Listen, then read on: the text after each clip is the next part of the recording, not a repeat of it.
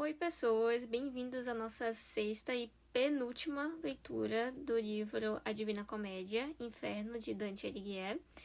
Eu tô muito empenhada pra gente terminar esse livro ainda essa semana, porque ainda essa semana eu pretendo iniciar o livro de fevereiro, que eu vou ter que terminar em março, porque, né, já deveria ter iniciado há uns bons dias atrás. Inclusive, deveria ter terminado esse livro mês passado, porque eu quero fazer um livro por mês aqui nesse podcast. Mas vamos relevar isso.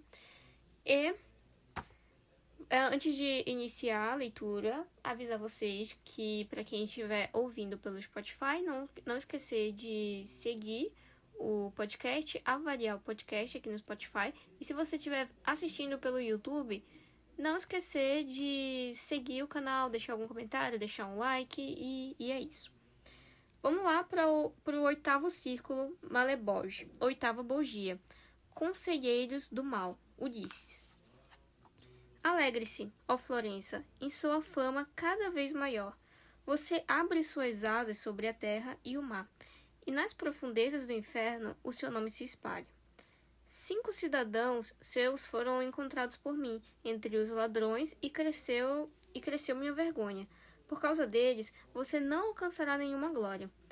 Mas se é pela manhã que os sonhos são verdadeiros, então pouco tempo passará antes que você sofra a condenação que tramam contra você em prato. E se ela já vem, não seria sem tempo, e que aconteça logo, já que deve ser. Quanto mais velho eu estiver, mais pesado será para mim. Partindo de lá, meu guia começou a escalar as mesmas rochas pelas quais tínhamos descido algum tempo atrás, e me puxou atrás dele. Seguimos em nosso caminho solitário, entre as rochas irregulares do penhasco, sem as mãos para ajudar. Não seria possível subir. E sem as mãos para ajudar, não seria possível subir. Eu entristeci, e agora entristeço novamente, relembrando o que passou diante dos meus olhos. Mais do que tudo, ali contive meu gênio. E seja minha razão sempre liderada pela virtude, pois a minha boa estrela, ou coisa mais sagrada, presenteou-me com o bem, do qual não posso me desviar. Assim como o camponês que descansa na colina, na época do ano em que aquele que dá a luz à terra deixa seu rosto a todos mais visível, e quando chegam os mosquitos ao cair da noite. Vou repetir. Assim como o camponês que descansa na colina, aí aqui entre parênteses, na época do ano em que aquele que dá a luz à terra deixa seu rosto a todos mais visível, e quando chegam os mosquitos ao cair da noite. Então, assim como o camponês que descansa na colina e quando vê os vagalumes piscando lá embaixo do vale, onde ele, porventura, tem um campo e um vinhedo. Assim, eu vi muitas chamas resplandecentes ao longo de toda a planície da oitava Bolgia. Quando finalmente consegui vê-la por inteiro, e como aquele a quem os ursos vingaram, viu subir à terra a carruagem de Elias e seus cavalos empinando em direção ao céu, e não pôde mais segui-lo com seus olhos, pois tudo se tornou uma única chama que, como uma nuvem, varreu os céus. No fundo da garganta do vale, do mesmo modo, as chamas esvoaçavam carregando algo que não se via. Sim, um pecador era arrebatado em cada chama. Para vê-la bem, da ponte, eu olhei para baixo, e se eu não tivesse me apoiado em um rochedo, eu teria caído, atraído por alguma força invisível. Meu guia, me vendo tão perdido em pensamentos, disse-me: em cada chama há um espírito, e cada um é vestido pela chama que lhe cabe. Ó mestre, eu respondi. Ao ouvi-lo agora, eu tive certeza, mas antes eu já sabia o que realmente eram, e já ia fazer uma pergunta. Diga-me quem está naquela chama que lá se eleva, dividida como se acendesse da pira que Esteocles compartilhou com seu irmão. Ele me respondeu. Dentro daquela chama, Ulisses e Diomedes compartilham sua punição, eles que em vida foram como um só em sua ira. E envoltos em suas chamas, agora se arrependem da emboscada do cavalo que abriu a porta que deu passagem à nobre semente dos romanos. Eles também lamentam a astúcia da morte que fez Deidamia chorar por Aquiles, e ainda sofrem a ferida da vingança pelo Paládio. Mestre, eu peço fervorosamente, eu disse, se a partir dessas chamas eles ainda puderem falar, dê-me ouvidos, eu imploro 1000 vezes. Não recuse meu pedido, eu imploro. Faça com que o fogo partido venha até aqui, pois desejo ansiosamente falar com eles. E ele: suas preces são dignas de louvor, por isso concederei o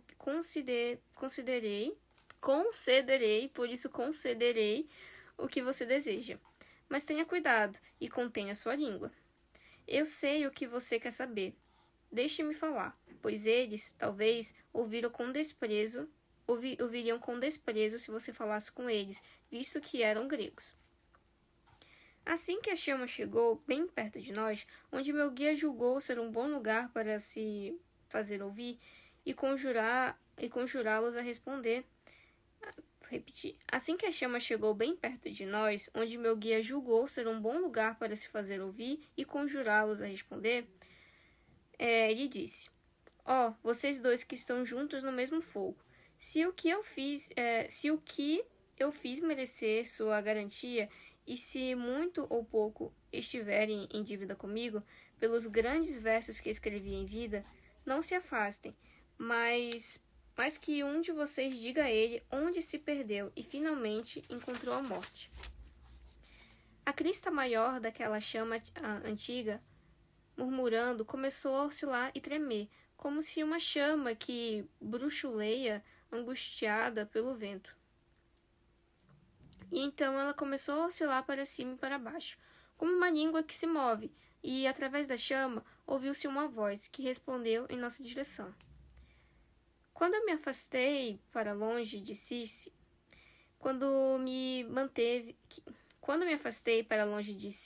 que me manteve dominado por um longo ano próximo a Gaeta, que recebeu este nome de Enéas, nem a doçura do amor do meu filho, nem a triste reverência pelo meu velho pai, e nem o amor que eu devia a Penélope para fazê-la feliz, poderiam extinguir aquele ardor dentro de mim, uma vontade imensa de conhecer o mundo e todos os vícios e virtudes humanas.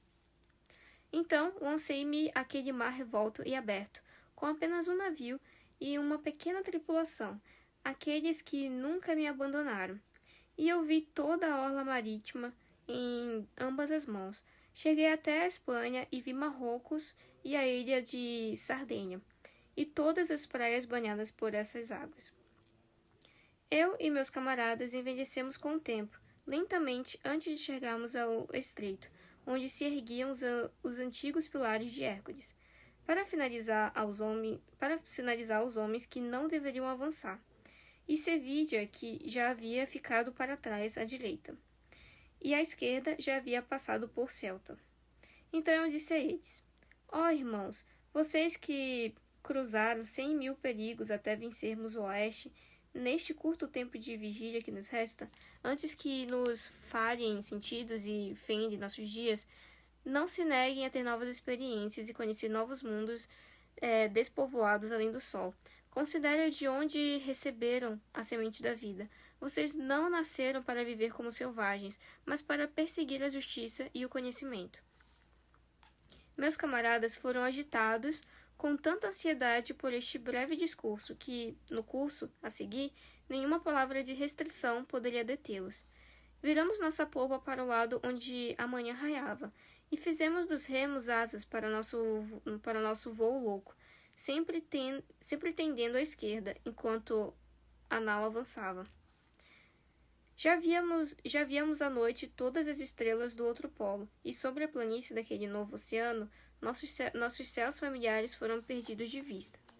5 vezes a face da lua se acendeu, e novamente 5 vezes se apagou, desde que iniciamos a navegar no poderoso mar. Quando diante de nós ergueu-se uma montanha, muito escura à distância, e ela me parecia mais alta do que qualquer outro que eu já tinha visto.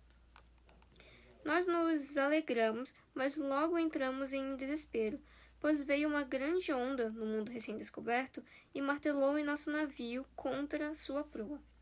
3 vezes aquelas águas nos fizeram girar. Na 4ª vez, a nossa polpa se ergueu, e conforme agradou a outro, a proa mergulhou fundo. E então, acima de nós, o oceano novamente se fechou. Nossa, então assim que eles morreram. Que triste. Nossa, eles estavam, tipo assim, indo fazer uma viagem, né, pra, tipo, conhecer o mundo, além do que eles... Me lembrou Attack on Titan. Nossa, vocês já viram Attack on Titan? É muito bom, é um anime. Isso me lembrou Attack on Titan, né, só que, assim, imagina... Isso é um spoiler? Acredito que não, vou comentar. Então, tipo, imagina que em Attack on Titan, né, eles descobriram que existe algo além daquela ilha, e quando eles tentam navegar pra conhecer, pra ter novas aventuras e conhecer esse novo lugar, conhecer o mundo, eles morrem e não têm oportunidade. Cara, inclusive ia ser um puta final pra Attack on Titan, né? Nossa, eu saí total aqui do tema, né? Mas foi isso que aconteceu com eles, né? Que triste, né? Tipo, o discurso dele... Deixa eu voltar aqui.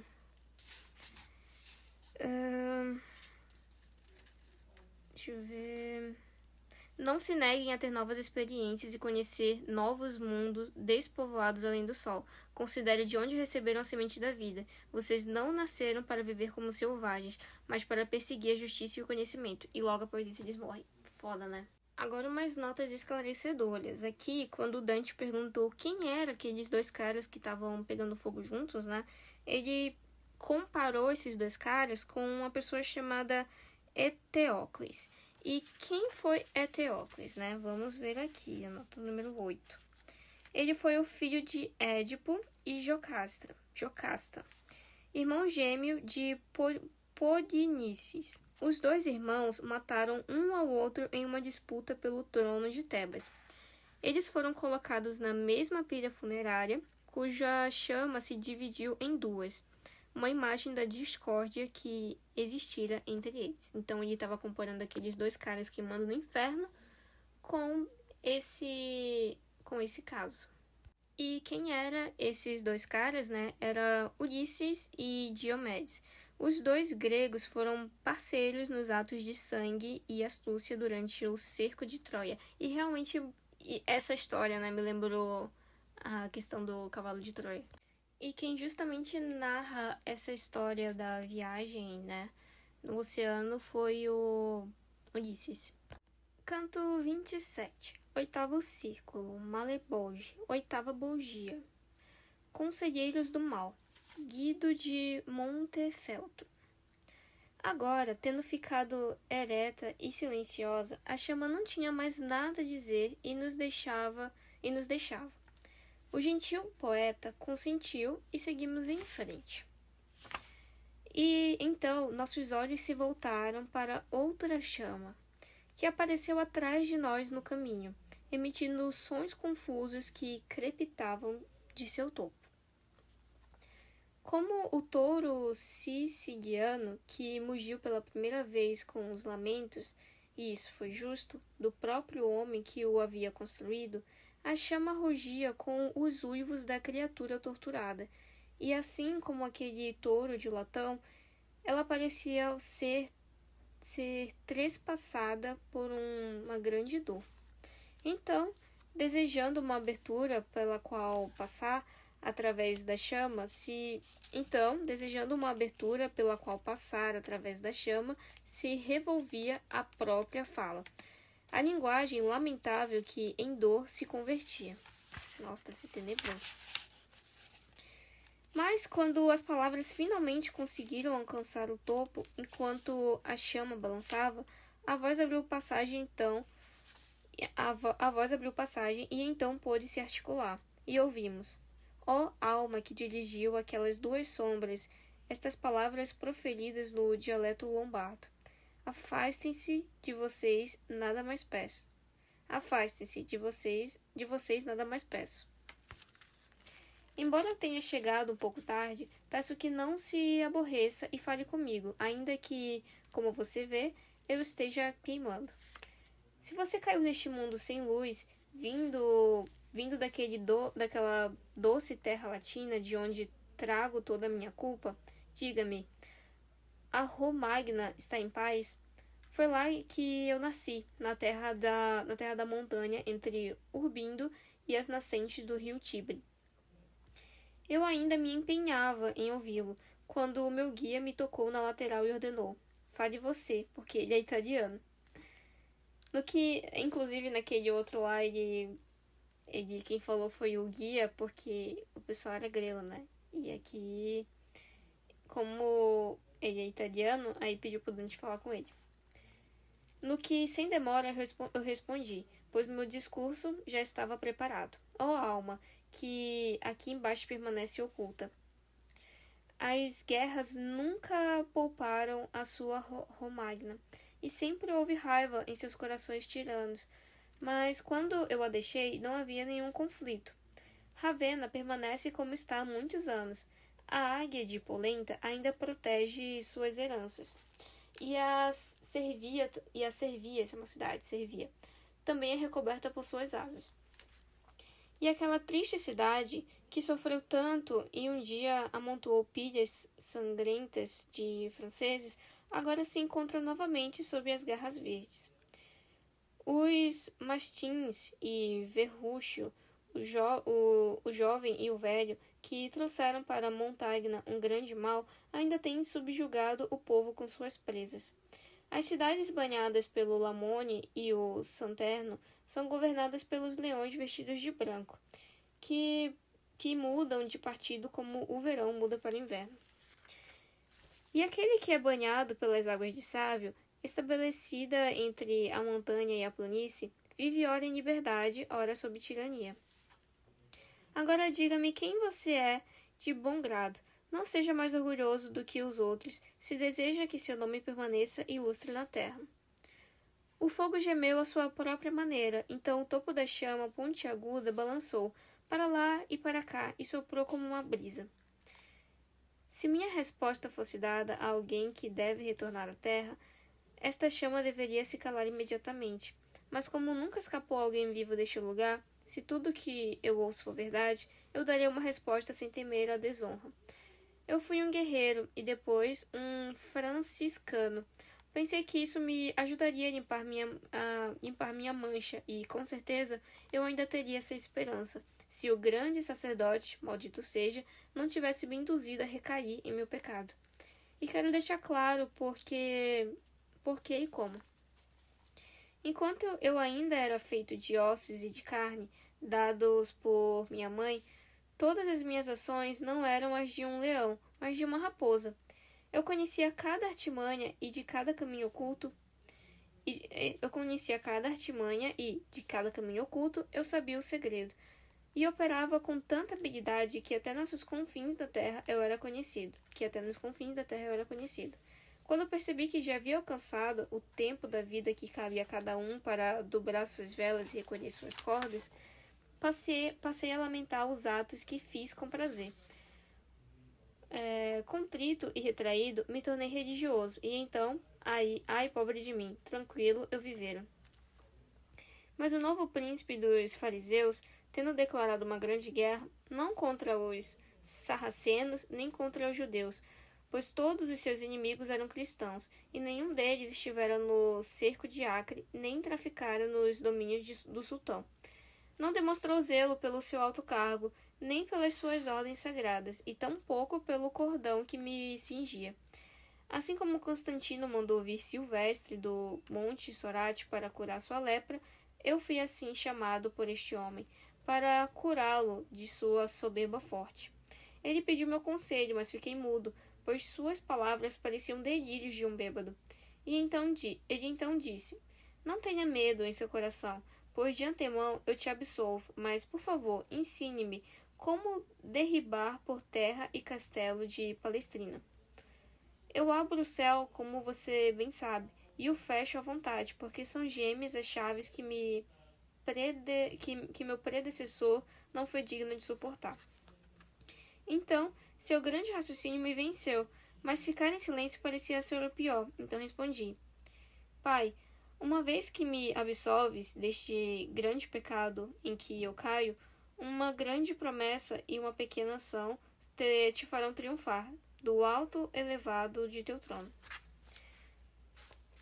Francisco veio me buscar assim que eu morri, mas um dos querubins negros que estava lá gritou: Não o leve, nem tentes me enganar, pois entre os meus escravos eu o carrego por direito, porque ele ofereceu conselho fraudulento, e por isso eu o levarei preso pelos cabelos. Ninguém é absolvido a menos que se arrependa, e não pode se arrepender aquele que deseja o mal, porque a lei da contradição o impede. Ai, pobre de mim, como eu me contorcia quando ele me agarrou zombando. Você não sabia que eu também sei pensar com a lógica? Ele me carregou para Minos, e este enrolou sua cauda 8 vezes em torno de suas costas duras. Irado, mordendo ferozmente, disse diante de mim: Este deve cair na vala do fogo envolvente. Portanto, estou onde você vê, perdido, e sigo assim vestido, com o coração cheio de mágoa. Quando ele terminou de proferir estas palavras, a chama dolorosa partiu para os ares, torcendo e debatendo-se com seu chifre pontudo. Mas nós continuamos adiante, e meu guia, ao longo da falésia, em direção ao arco que cobre a próxima vala, onde padecem os semeadouros da discórdia, que ali são castigados. Nossa, eu fiquei com muita pena dele, cara. E eu acho que aqui no começo desse canto, deixa eu ver se eu acho. Eu vi em algum lugar, um moment. Eu vi uma imagem realmente que parecia isso, sabe? Acho que não, acho que eu tô viajando. É uma outra imagem, mas de um canto bem mais na frente. Nossa, mas eu fiquei com tanta pena dele. Ele já tinha se arrependido, já tava vivendo uma vida decente, né? Aí uma nota que eu achei aqui é: as sombras em volta do fogo não podem ver aqueles com quem falam. E assim, Guido, que é o que estava narrando essa última história, né? Não detecta em Dante os sinais de um homem vivo, mas o toma como um habitante do inferno. Ele não deseja que a verdade a respeito de seu destino, que é estar no inferno, né, seja conhecida no mundo, pois supõe que tenha partido da vida com uma boa reputação. E aqui uma outra nota que temos Dante, deixa eu ver aqui, a respeito da ineficácia da absolução papal, porque o Guido, né, tinha sido absolvido pelo Papa, né? Porque os papas têm o poder de ligar e desligar, mas apenas se seguirem os passos de São Pedro e trilharem um caminho do bem. De qualquer forma, no esquema de Dante sobre o destino da alma, a absolvição pouco importa para salvar, e nem as maldições sacerdotais têm o poder de condenar. Somente um arrependimento sincero pode salvar um pecador mesmo no fim de sua vida. Que no caso Guido tinha sido salvo, né? Prometido ser salvo pelo Papa. Só que acabou indo para o inferno. Canto 28, oitavo círculo, Malebolge, nona bolgia, semeadores de discórdia. Maomé e Bertrand de Born. Poderia alguém, em prosa ou em verso rimado, descrever as feridas e o sangue que então eu vi, mesmo que tentasse vez após vezes? Nenhuma língua falada no mundo seria suficiente, porque nem a nossa fala, nem os poderes da mente teriam a capacidade para exprimir tanto. Se fossem reunidas todas as pessoas que na Apúria, antiga terra afortunada, derramaram seu sangue pelas mãos dos troianos, e os que morreram na longa e procrastinada guerra, quando foi feita a grande pilhagem de anéis, como escreve Tito Livio, que não erra, e aqueles que sofreram tantos atos terríveis quando Roberto Guiscardo os atacou como inimigos, e aqueles que ainda se encontram muitos ossos em Ceprano, onde cada apuriano traiu seu sangue, e aqueles que foram desbaratados em Tagliacoso, onde o velho Alardo sem armas prevaleceu. Todos estes, com todos os seus ferimentos e mutilações, não igualariam em número os desgraçados que tinham a hedionda nona bolgia como residência. Nona bolgia? Está na oitava. Ah, tá, nona bolgia. É que eu confundo, mas assim... o inferno tem nove círculos, o inferno de Dante. Só que o 8º círculo tem várias bugias. A gente tá lendo a 9ª. Às vezes, assim, fica um pouco turvo na minha mente. Continuando. Nem mesmo um barril que tivesse perdido seu arco ficaria partido como um miserável que vi. Nossa. Nem mesmo um barril que tivesse perdido seu arco ficaria partido como um miserável que vi. Estripado ao meio, desde o queixo até lá onde peidamos. Meu Deus, como ele falou isso. E realmente aqui na imagem eu consigo ver um demônio com uma espada. Tem uma imagem aqui, né? Um demônio com uma espada gigante. Gigante. E tem um cara aqui que tá cortado, não do queixo, né? Mas do peito aqui, do osso, né? Que a gente tem aqui perto do ombro, né? Até, aparentemente, só na barriga, né? Mas aqui é uma ilustração, uma descrição, uma ilustração, né? No que Dante escreveu é desde o queixo até, né? Lá onde ele mencionou. Continuando. E entre as pernas pendiam suas entranhas, o coração, as vísceras e o triste saco, que transformava em merda aquilo que comemos. E enquanto eu olhava para ele escandalizado, abrindo o peito, ele fixou seus olhos em mim, dizendo: Ora, veja como eu me abro sozinho. E realmente o cara tá aqui puxando, né? Abrindo aqui a barriga dele. Continuando. Veja agora como Maomé é desmembrado. E veja ali que também começa a chorar. Quando ele falou e veja ali, né, tipo, olha ali, é uma pessoa chamada Ali. E veja ali que também começa a chorar, com o rosto dividido do queixo até o topete. Todos os outros que você vê aqui criaram escândalo e cisma enquanto respiravam. E por causa disso, agora somos divididos. Um demônio nos segue pelo caminho, com sua espada, para cruelmente nos cortar e colocar cada um de nós na fileira novamente, a fim de refazermos o circuito sombrio, porque as feridas de cada um logo se curam e novamente caímos diante de sua espada. Mas quem é você que aí no alto do muro pensa que consegue protelar a sua pena? Quais são os crimes que você confessa? A morte ainda não o levou, disse meu mestre, e ele ainda não é torturado por seus pecados, mas para que ele tenha uma plena experiência, eu, um dos mortos, devo conduzi-lo até o fundo do inferno, círculo após círculo, e o que eu digo agora é verdade. Isso foi o guia, né, falando em relação a Dante. Sem sombras e outras mais, quando o ouviram, pararam no fosso para me olhar bem, maravilhadas, esquecendo-se das suas dores. Acho que é porque, nossa, tem um humano aqui. Diga a Frei Dalcino que se prepare, você que em breve verá a luz do sol, a menos que ele queira se juntar a mim, que ele guarde provisões antes que venha a neve, para que ele não dê a vitória aos novares. Caso contrário, a peleja não será leve. E Maomé, enquanto dizia essas palavras, erguera o pé, fazendo menção de ir embora. Agora, terminando, prosseguiu em seu caminho. E vi outro, com a garganta toda aberta e com o nariz cortado até as sobrancelhas. Nariz cortado até as sobrancelhas, tá. Peraí que eu me perdi. Em sua cabeça, apenas uma orelha estava. Nossa, coitado. Olhava para mim maravilhado, assim como os outros, e este, diante de todos, rasgou sua traqueia, virando para fora o seu avesso todo vermelho. Ó, você que está aqui por sua culpa. Ó, você que não está aqui por sua culpa, disse ele, e que eu conheci em terras italianas, a menos que forte semelhança me engane. Lembre-se de Pierre da medicina.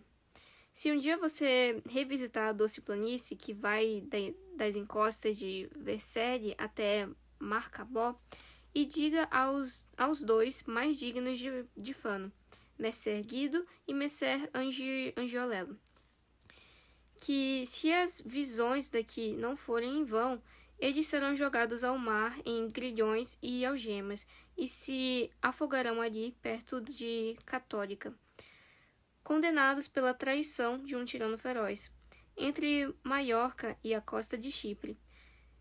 Netuno jamais presenciou crime mais sombrio, forjado por piratas, ou mesmo pelas mãos dos argólicos. O traidor, que é cego de um olho, e senhor da cidade que este aqui, ao meu lado, proferia nunca ter visto ou conhecido, atrairá os dois para conversar e depois traí-los. E nem mesmo os ventos do Monte Focara, não atenderão aos seus pedidos ou orações. E eu disse: se você realmente deseja que eu leve notícias suas para o mundo, diga-me, quem é este que detesta o que seus olhos viram? Então ele pegou na mandíbula do companheiro e gritou, enquanto ele escancarava a boca: é este aqui, que não consegue falar.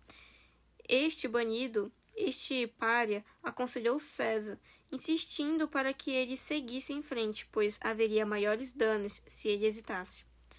Oh, quão abatido e atormentado eu vi agora, com a língua arrancada desde a garganta. Esse Cúrio, antes tão ousado em seus conselhos.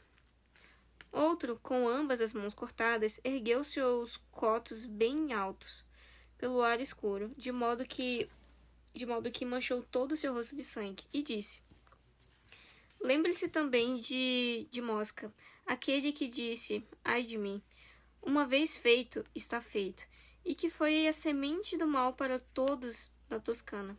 E acrescentei: sim, a morte para sua descendência. E ele acumulou tristeza sobre tristeza, seguiu seu caminho como se tivesse enlouquecido. Nossa, mas como que a pessoa não enlouquece vivendo assim todo santo dia? Mas eu fiquei mais tempo para olhar a multidão e vi algo que eu deveria temer, e nem mesmo dizer, sem ter mais provas. É certo pelo que minha consciência me garante. Ela, que é a minha companheira leal e me protege sob a sua armadura de pureza. Eu vi claramente e ainda aparece aos meus olhos. Aos meus olhos. Deixa eu só ver se eu não pulei uma página aqui. Meu namorado chegou agora e bagunçou minha cabeça aqui quando eu tava lendo. Tá, ele ficou mais tempo para olhar a multidão e vi algo que deveria temer, e nem mesmo dizer, sem ter mais provas. Tá, ele viu algo. É certo pelo que a minha consciência me garante. Ela, que é a minha companheira leal, que é a consciência dele, né? Tá. E me protege sob a sua armadura de pureza. Eu vi claramente e ainda aparece aos meus olhos um tronco sem cabeça que avançava junto aos outros daquele triste rebanho. E aqui tem uma imagem de um cara em pé, tipo, levantando a cabeça dele como um troféu. A cabeça pendia livre, agarrada pelo cabelo. Sim, pendia do punho como uma lanterna. E olhando para nós, murmurava: ai de mim, nossa, o cara ainda falava. Ele segurava como uma lâmpada a cabeça que já fora sua, e ele era 2 em 1, e 1 em 2. Como isso pode ser? Só sabe aquele que assim ordena. Como aquele está em maiúsculo, deve estar falando de Deus. Só Deus sabe como isso é possível. Quando chegou bem abaixo da ponte, ele estendeu o braço e ergueu sua cabeça bem alto, para que suas palavras chegassem até nós. E foram estas: Considere bem minha punição dolorosa. Você que, embora ainda vivo, visita os mortos. Diga-me, alguma dor é tão grande quanto esta? E para que você possa levar notícias minhas, saiba que sou Bertrand de Born. Veja bem, aquele que deu o rei jovem maus conselhos, e fiz pai e filho se tornarem inimigos. Mesmo Davi e Absalão não foram enganados com tanta perfídia pelos falsos conselhos de Actofel. Uma vez que separei parentes tão unidos, eu carrego agora meu cérebro, infelizmente, que se separou de mim e agora só resta o tronco.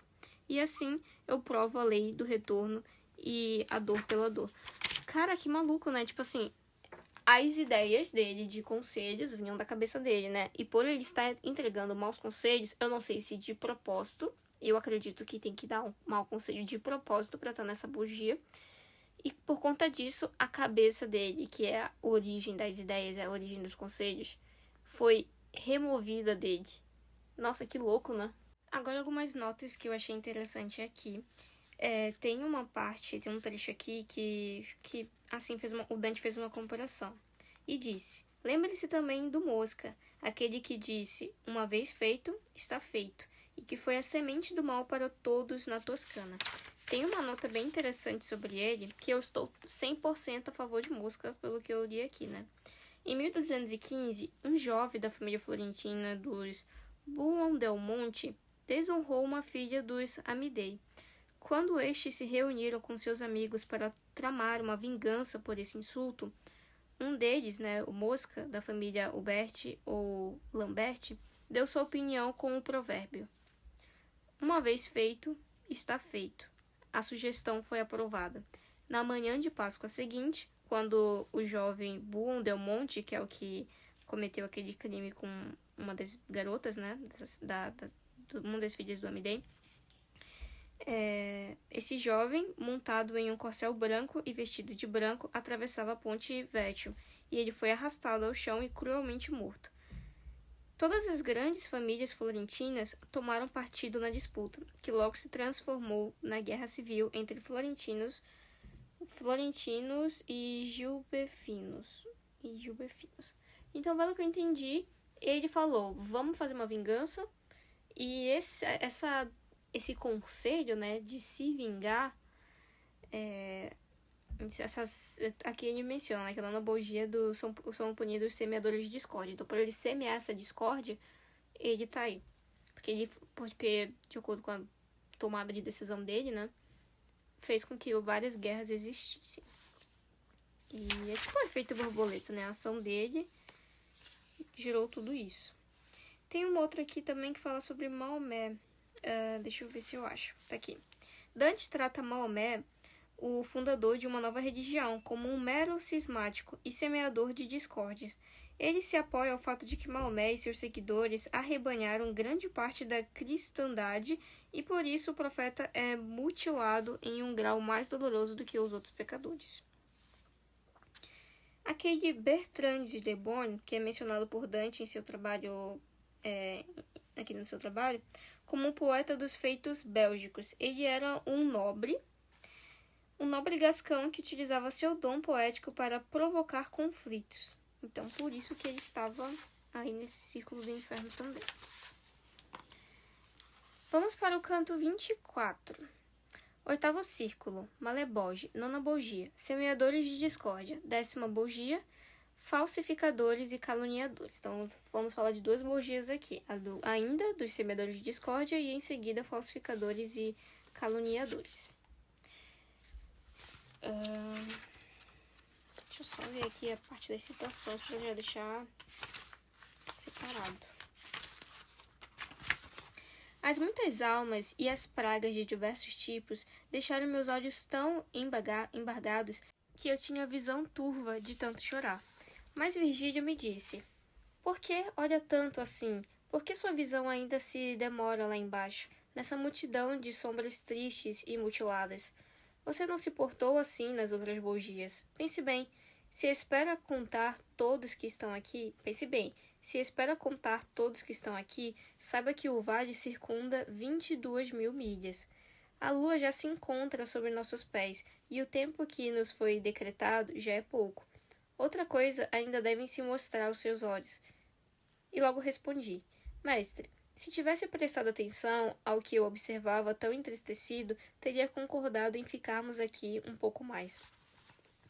E meu guia caminhava à frente sem parecer me ouvir, mas adiantei-me a ele, continuando a falar, e acrescentei: dentro daquela terrível vala, onde eu me demorei há pouco, com olhos tão ávidos, eu creio que um espírito de meu sangue chora as culpas de algum crime que aqui tão caro custa. Então disse o mestre: então se deixe levar, e Doravante, não se preocupe mais com ele. Doravante, né? De agora em diante, não se preocupe mais com ele. Novas coisas pedem atenção, deixe com o seu pecado. Eu já o tinha visto antes, no final da ponte, erguendo contra você um dedo ameaçador. Ele é Gere Del Bello. Ouvi seu nome. Mas naquele momento você estava ocupado, envolvido com aquele senhor de Altaforte. Não olhou para ele, e então ele passou adiante. Oh, meu guia, ele teve uma morte violenta e vil, eu respondi. E esse crime ainda não foi vingado por nenhum parente, e por isso temos vergonha. Ele está magoado e passou reto por nós, e não quis falar comigo, se eu entendi bem, o que só faz minha dor aumentar ainda mais. Nossa, ele fez então, um gesto de repúdio contra Dante quando viu Dante lá no inferno. Mas o Dante diz, ele deve ter feito isso porque a gente não vingou a morte dele. Coitado. E seguimos conversando até o penhasco, de onde poderíamos avistar a próxima vala, até o fundo, se ali houvesse luz. Quando estávamos acima do claustro mais secreto de Maleboge e começamos a discernir os membros daquela irmandade de convertidos, milhares de lamentações me perfuraram, como flechas de dor vindas de toda parte, e eu tive que tapar os ouvidos com as mãos. Assim como padecem os enfermos acamados nos hospitais de Valdichiana durante o verão, assim como em Marema e Sardenha. No mês de novembro, os mortos se empilham, tal era o fedor que subia daquele lugar, como o que exala dos membros que apodrecem. E aqui eles estão realmente na área que eles estão lá dessa bugia, né? É como se fosse uma grande caverna. Então, eles estão numa ponta de uma caverna, olhando para baixo. E é como se lá embaixo fosse uma vala e tivessem várias pessoas, assim, meio mortas já, entendeu? Tentando se levantar, desmembradas e coisas do tipo. Me lembra muito algo que diz na Bíblia, que é quando as pessoas estão com lepra e precisam ser isoladas da sociedade. E elas ficam, sabe aquelas imagens bem de novelas, filmes e desenhos bíblicos, que essas pessoas ficam numa área funda, onde as pessoas precisam descer água e comida assim por uma corda para poder eles conseguirem pegar e comer? É bem essa vibe. Continuando. Então nós descemos pela última margem da longa rocha, mais uma vez caindo à esquerda, até que minha visão, agora nítida, vislumbrasse o poço mais profundo onde a justiça infalível, a ministra do Senhor Todo-Poderoso, pune todos os falsários que aqui são condenados. Eu creio que não existe uma tristeza maior, mesmo em Egina, quando todos adoeceram e todo o ar ficou assim, carregado de pestilência, onde todos os animais, até o menor verme, tudo pereceu, e aquele povo tão antigo, conforme foi descrito pelos poetas, teve sua descendência transformada em formigas. Maior tristeza oferecia aquele vale negro, com tantos espíritos definhados, amontoados. Alguns jaziam de bruços, outros de barriga para cima, inertes, caídos uns sobre os outros rastejavam, como lagartos, ao longo da triste trilha. Sem palavra, nos movemos com passos deliberados, com os olhos e ouvidos esmagados por essas almas, que nem tinham força o suficiente para se levantar. Eu vi dois sentados, apoiados um no outro, com duas panelas que se aquecem no fogão, cobertos de crostas da cabeça aos pés. Nunca vi uma escova ser batida com tal força pelo valete nos pelos do cavalo de seu mestre, ou por alguém que esteja com má vontade. Como eu via cada uma dessas almas se arranhando, enfiando as unhas em si mesmas, com grande raiva contra as coceiras que as assolava de maneira furiosa. Eles rasgavam as crostas e puxavam com as unhas, assim como uma faca descama um peixe-carpa, ou qualquer outro peixe com escamas maiores. Oh, você que arranca a própria pele com os dedos, meu guia começou a dizer para um deles, e faz de seus dedos grandes pinças tenazes. Há alguém da Itália entre vocês, pecadores, e espero que as suas unhas lhe bastem para este trabalho por toda a eternidade. Somos italianos, estes desfigurados diante de você. Somos italianos, estes desfigurados diante de você. Nós dois, disse um daqueles, chorando. Mas quem é você que nos pergunta? Meu guia respondeu. Eu sou aquele que desce com este homem vivo de círculo em círculo, para que eu possa mostrar a ele o inferno. Então, os dois se afastaram um do outro, e tremendo, cada um se voltou para mim, junto com os outros que ouviram aquelas palavras. O bom mestre voltou-se para mim, dizendo, pergunte a eles o que você quiser. E enquanto ele se afastava, perguntei, para que a memória de vocês não desapareça no mundo superior, na mente dos homens, e para que ela permaneça ainda sob muitos sóis, digam-me quem são e de quais famílias. Não deixem seu castigo vil e nojento impedi-los de se revelarem a mim. Eu era de Arazo e Albero de Siena, mas enviou para fogueira. Eu era de Arezzo e Albero de Siena. Me enviou para a fogueira. Um começou a confessar. Mas não foi por essa morte que cheguei até aqui. Eu disse para ele, em tom de brincadeira, que eu poderia voar e sair flutuando pelo ar, e ele, que era tão curioso e insensato, exigiu que eu demonstrasse para ele essa arte. E como eu não quis bancar o Dédalo, seu pai adotivo me mandou para o fogo. Mas se vim para a mais profundeza das 10 Borgias, foi por causa da alquimia que fiz no mundo, condenado pelo maldito Minos, que não erra.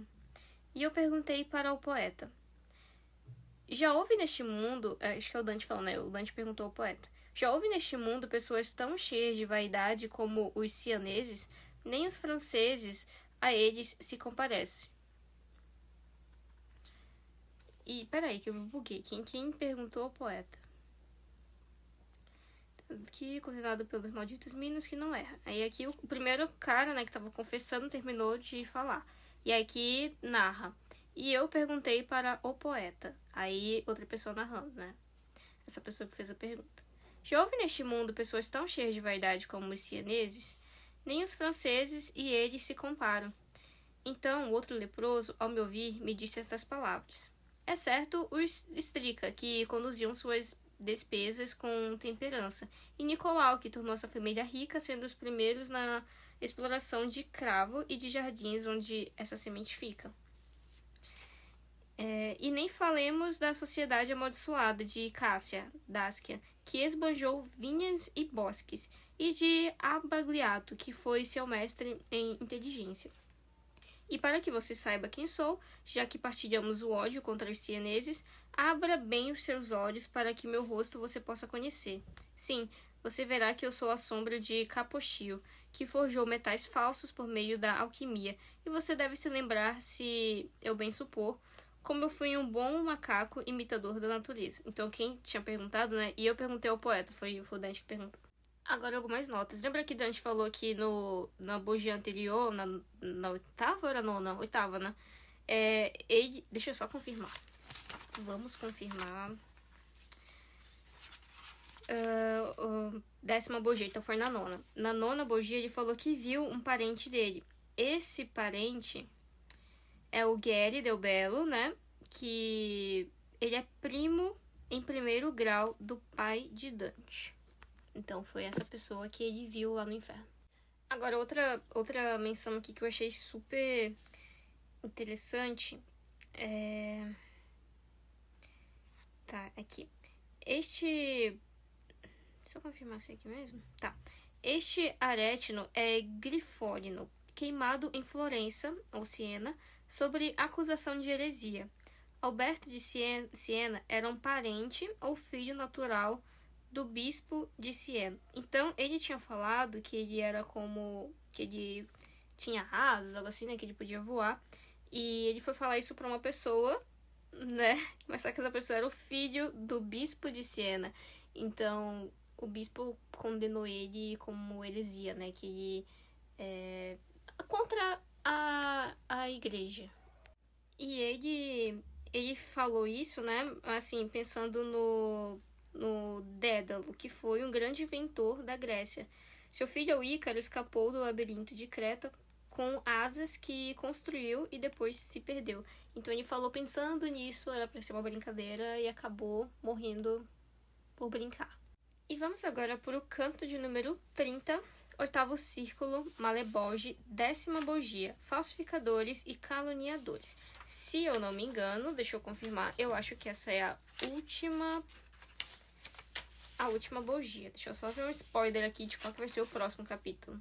O próximo capítulo, o próximo canto já vai ser o 9º círculo. Então essa é a última bogia do 8º círculo do inferno. Então vamos lá. 8º círculo, Malebolge, 10ª bogia, falsificadores e caluniadores. Mestre Adamo.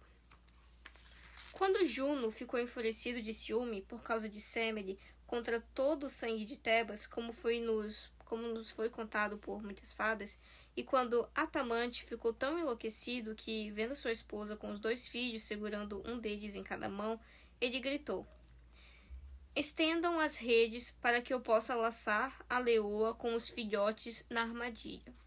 E então estendeu suas garras impiedosas e pegou aquele que chamava Learco e girou-o, espatifou-o sobre uma pedra, e depois afogou a esposa com o outro fardo.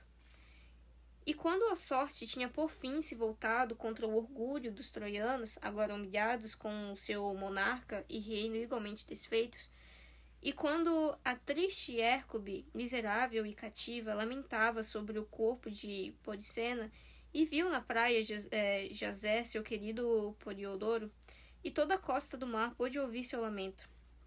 Ele se esgotou latindo como um cão, e sua razão foi reprimida pela tristeza. Enfim, nem a fúria de Tebas, nem a de Troia, não poderiam machucar de maneira tão cruel, nem ferir as bestas, muito menos a forma humana. Como 2 sombras que eu vi, pálidas e nuas, numa corrida louca, mordendo a todos pelo caminho, assim como os porcos que saem de um chiqueiro. Uma delas alcançou o capochil e cravou-lhe os dentes em sua nuca. O pobre coitado caiu de barriga e foi levado arrastado pelo chão pedregoso. Nossa, deve ser horrível. E o aretino, que ainda estava tremendo, se levantou e me disse: "Esse capetinha é Gianni e Sanche, que está sempre assim raivoso mordendo os outros." "Ó, amigo", disse eu para ele, "antes que esse aí também crave os dentes em você, por favor, diga quem é a outra sombra que veio correndo." E ele me disse: "Aquele é o antigo espírito de Celerada Mirra, que se tornou amante do próprio pai, além de todos os limites do amor. E para cometer essa vil transgressão, ela conseguiu falsificar a própria forma, como o seu par, esse outro que ali vai. Tendo cobiçado a dama do rebanho, ele se disfarçou e fingiu ser Buoso Donati, legando seus bens e assinando um testamento." Já vai assassinar alguém aqui. Legando seus bens e assinando um testamento. E quando o casal raivoso se afastou, eu não conseguia despregar os olhos deles. Voltei-me para olhar os outros infelizes. Então vi um que se parecia com um alaude, se sua virilha estivesse separada daquela parte do corpo onde o homem se bifurca. Aí aqui tem uma imagem de um homem enforcando outro homem, só que enforcando no sentido de jogar ele no chão e tá enfiando a cabeça dele dentro de um buraco no chão. Continuando. A dolorosa hidropsia que desproporciona ao corpo e distorce os membros com os humores de seu mal, até que a barriga cresça fora de sintonia com o rosto, obrigou-o a manter os lábios entreabertos, como faz um ético que, possuído pela sede, deixa um lábio caído enquanto ergue o outro.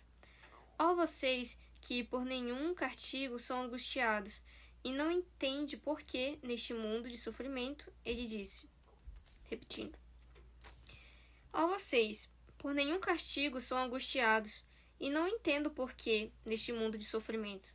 Ele disse: "Por favor, deem um pouco de atenção à completa miséria do mestre Adamo.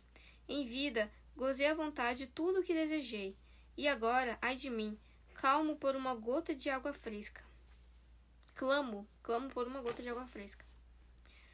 Os riachos de água cristalina em cada colina verde de Casentino que descem até a queda do Arno e todos os seus cursos preenchem com umidade fria.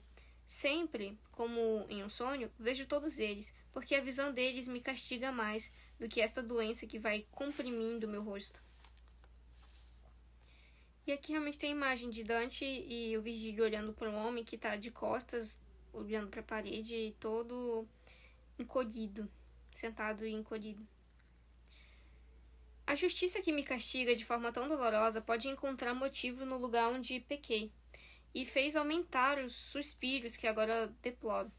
Foi em Romena, lá onde eu falsifiquei uma moeda com a efígie do Batista, e ali deixei meu corpo queimado para trás. Queria tanto encontrar aqui o espírito miserável de Guido, ou de Alessandro, ou do irmão deles. Eu preferiria vê-los a ver novamente a fonte branda. Já está aqui, a menos que estejam mentindo. As aceleradas sombras que por aqui vagam. Mas, de que me adianta, se estou todo deformado? Nossa, ele tá tipo assim... Olha, eu tô sonhando com um rio, assim, um lago, uma água pra eu beber. Porque eu clamo por água. Mas sabe o que ia me deixar mais satisfeito? Ver os inimigos no inferno. Essa é a perspectiva dele. Adorei. Pois se eu ainda tivesse forças para rastejar pelo menos uma polegada a cada 100 anos, eu já teria me colocado a caminho e procurado por eles, entre esta gente vil. Mas esta pocilga tem 11 milhas de comprimento e não tem menos de meia milha de largura. Por causa deles estou aqui. Entre maldita família, fui induzido por eles a cunhar os florins, que continuam 3 quilates de falsa liga. Perguntei a ele, e quem são esses 2 miseráveis que exalam vapor como uma mão suada no inverno e apodrecem aí do seu lado direito? Tem imagem disso? Não tem. Porque aqui na imagem que tem antes dessa página, ele tá sozinho. Já estavam aqui antes, e nunca os vi se mexerem, desde que fui atirado deste vale, ele disse, e creio que eles nunca se moverão. Uma dessas sombras é a cínica que acusou José. O outro é o falso Sinô, o grego de Troia. Queimando de febre, eles exalam esse fedor. Então, um deles, com o orgulho ferido por ter sido apresentado assim, de forma tão indigna, golpeou com um punho aquela barriga estufada. A barriga redonda soou como um tambor, e mestre Adamo devolveu-lhe o tapa no rosto com o seu braço que estava menos rígido. Enquanto exclamava, embora eu esteja impedido de me mover, porque meus membros estão pesados, ainda tenho o braço para usar quando preciso. O outro respondeu, ah, é? Mas quando estava indo para a fogueira, o seu braço não teve tanta serventia, a não ser quando você cunhava suas moedas. Ô, louco! Briga no inferno. E o hidrópico respondeu, sim, isto é fato, mas você não foi assim tão verdadeiro quando os troianos perguntaram pela verdade. Sim, eu menti, mas você cunhou moedas falsas, disse Sinon. E eu estou aqui por uma única falha, mas você errou mais do que todos os demônios. Lembre-se do cavalo, seu... Sorry. Lembre-se do cavalo, seu perjuro, respondeu aquele da barriga dilatada. E que sinta mais dor quanto mais for conhecido. E que Aí o outro, provavelmente foi o outro respondendo lá. Tá. E que seja infinita a sede que racha sua língua. Ele falou, o da barriga, né, o que tava... Já me embolei tudo, né, mas enfim... O cara que tava conversando desde o início, que tava do lado, né, das sombras, dos outros 2 que não se mexiam, falou. E que sinta mais dor quanto mais for conhecido. E o grego, né, trocou de volta. E ele trocou de volta, falando. E que seja infinita a sede que racha sua língua. E ele devolve. E que essa água podre enche seu estômago diante dos olhos de todos. E o cunhador. Você arreganha essa boca apenas para caluniar e para amaldiçoar, mas se eu tenho sede e os humores me incham, você queima de febre e sua cabeça lateja. E para fazer você lamber o espelho de Narciso, não seria preciso insistir com muitas palavras. Eu os ouvia ainda imóvel e perplexo, quanto meu mestre disse. mas que tanto você olha, falta bem pouco para me deixar zangada. E quando percebi que ele falava com raiva, voltei-me para ele com tanta vergonha que só em recordar o meu rosto queima novamente. E como aquele que tem um sonho mau e acordando não sabe se foi apenas um sonho, desejando que aquilo não se torne real. Assim eu fiquei, mudo e cheio de remorso, pois queria pedir desculpas e não conseguia, pois acreditava que não seria perdoado. Falhas maiores são lavadas com menos vergonha, disse meu mestre. Há muitas falhas maiores do que a sua, portanto, fique livre de toda tristeza. Mas não esqueça que sempre estarei ao seu lado, se a sorte o levar novamente para perto desse tipo de gente em semelhante debate, porque é vergonhoso dar ouvidos a coisas como essa. Vou comentar aqui algumas notas que eu achei interessante. Aqui no começo, ele estava falando de vários exemplos, né? Não sei se eu leio todos, senão pode ficar muito grande, mas eu vou ler o que eu acho interessante. Tá, ele falou aqui um exemplo. E quando a triste Écobe, miserável e cativa, lamentava sobre o corpo de Polixena, e viu na praia jazer seu querido Poliodoro. Qual que é essa história? Écuba é a esposa de Príamo, rei de Troia, a mãe de Polixena e Polídoro. Enquanto ela lamentava a morte de sua filha, morta como uma oferenda na tumba de Aquiles, ela também encontrou o cadáver de seu filho morto pelo rei de Trácia, a cuja guarda ela o havia confiado. E aqui a gente termina a leitura, a nossa penúltima leitura. Temos agora, inclusive a gente parou na página 291. E agora falta somente mais uma leitura para a gente terminar esse livro. Estamos quase acabando. E eu pretendo muito terminar essa semana. Então, possivelmente, quer dizer, de certeza, amanhã eu posto a última leitura. Mas obrigada para quem acompanhou até agora. Amanhã eu trago a última parte. E até amanhã, então, pessoal. Tchau, tchau.